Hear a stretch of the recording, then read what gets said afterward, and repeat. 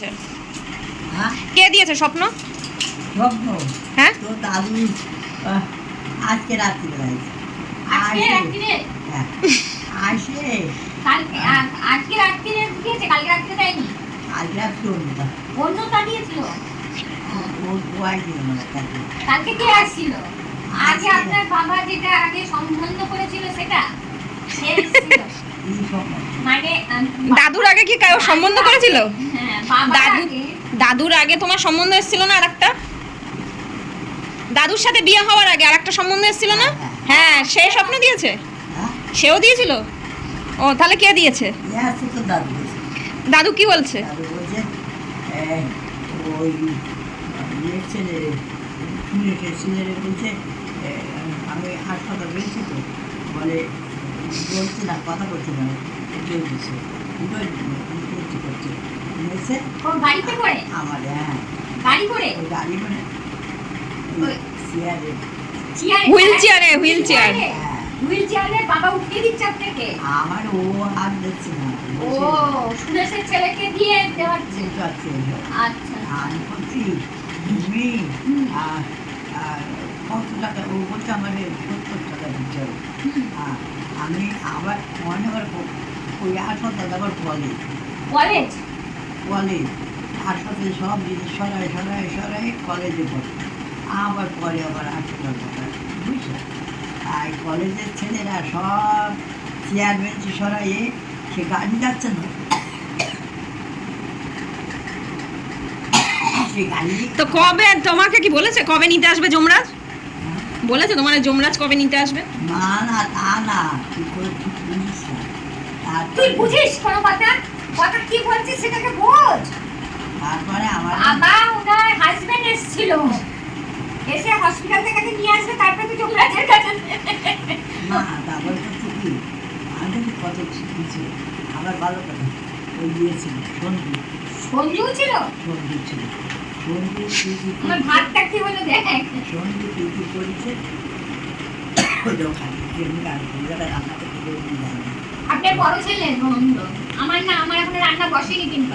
তোমার বড় ছেলে রান্না করছে বলছি, সেটা কথা না। কথাটা হলো সবাই বলছে যে তুমি আগে গল্প বলতে না ভিডিওতে, তুমি গল্প বলতে তো ভিডিওতে।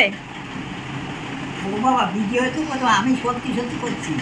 আরে না, আমি বলছি তুমি গল্প বলতে না আমাকে, সেই ভূতের গল্পগুলো বাংলাদেশের, সে তোমার বাড়ির পাশে। তো এখন তো বলছো না, তো সবাই জিজ্ঞেস করছে যে কেন বলছো না? হ্যাঁ, আমি যে বয়স হয়ে গেছে, আমি কি বলবো? আমি সব মরা মানুষ দেখতেছি কেন? আর ওই যে তোর দাদু, দাদু কথা কয় না, আসে জন্ম নিয়ে নেই কোনো জায়গায়, জন্ম নেয় নাই দাদু, নেয়নি মনে হয় নাই, নাহলে ধামির কাছে আসছে আর চলে যাচ্ছে। আবার আসে একদিনে আসে শুয়েছিল ওই পাশে। কি করবি? আমি বিশ্বাস করি এসব, আমি বিশ্বাস করি কি সব নিয়ে বাবা। না, সেটা না, সবাইকে বলো যে তোমার শরীর খারাপ তো খুব, হ্যাঁ শরীর খারাপ বলে তুমি আর এখন গল্প বলতে পারছো না। তা বলো যে তুমি সুস্থ হলে তখন গল্প শোনাবে, সবাই গল্প শুনতে চাইছে। ও, তা তোমরা পরে আমি সুস্থ হলি পরে শোনাবো, আর না সুস্থ হই চলে তো গেলাম। হ্যাঁ, তোমরা আশীর্বাদ করো, আমি তাড়াতাড়ি চলে যাব। না, সেটা না, আগে শাড়ি পরতো, এখন নাইটি পরছে, তাই তো, শরীর খারাপ বলে। হ্যাঁ, নাইটি বলি আমি আবার করতে পারিনি, কিন্তু বাবা এসে আপনার পাশে শুচ্ছে, বাবা এসে আপনার পাশে শুচ্ছে তো, খাটের পরে শুচ্ছে। হ্যাঁ, দাদু ঠিক জন্ম নিয়েছে, দাদু ঋত্বিক ছিল, উনি জন্ম নেবে না। না, এমনি শুয়ে রয়েছি দেখতেছি। ও মা, তারপর তো দিন নাই, তাহলে আপনি বলছেন যে জন্ম নাই। তাই তো, তাহলে আসে কেন? জন্ম না হলি পরে কি আসতো? ও জন্ম নিলে আসতো না? না, জন্ম না নিলেই তো আসবে। খালি সত্যি করে কথা, মিথ্যে কথা কিছু না।